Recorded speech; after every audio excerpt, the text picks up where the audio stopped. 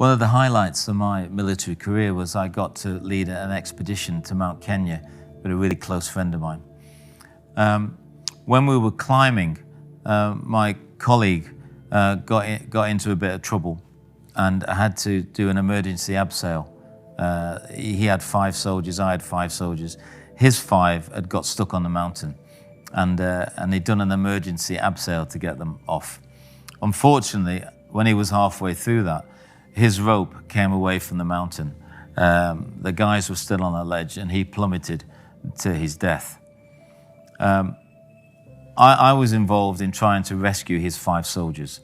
And I scooted up the mountain, a bit like climbing a tree. You get up there easy, it's hard to get down. And at one point I was really stuck and I couldn't reach them. And I was in a panic because I couldn't reach them and they're possibly going to die. And then I realized I was going to die. I was stuck, I couldn't get down. And I leaned into the mountain and I remember saying, God, I don't want to die. And at that point, I felt this tap on my shoulder, which was really weird and scary. And I turned and there was this guy stood next to me who didn't speak, who just kind of pushed me into the mountain, roped me up, walked past me, went round this ledge that I couldn't get by to the 5 soldiers, abseiled all those off, came back round the ledge, unhooked me, abseiled me down to safety, and then disappeared.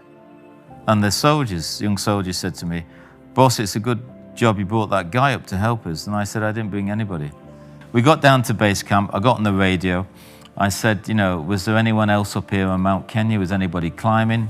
No, you're the only military unit that's on the whole mountain. I said, did you send them? No, nothing. So that was a weird experience that got us off that mountain.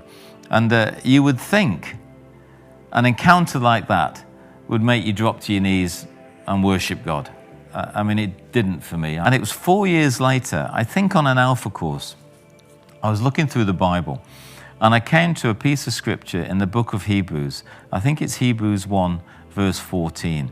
And it says that angels are ministering spirits that are sent to those that will inherit salvation. And I remember having a moment thinking, so God sent an angel to help me and those 5 guys get off that rock face, to get to safety. And then it takes me 4 years that I inherit salvation.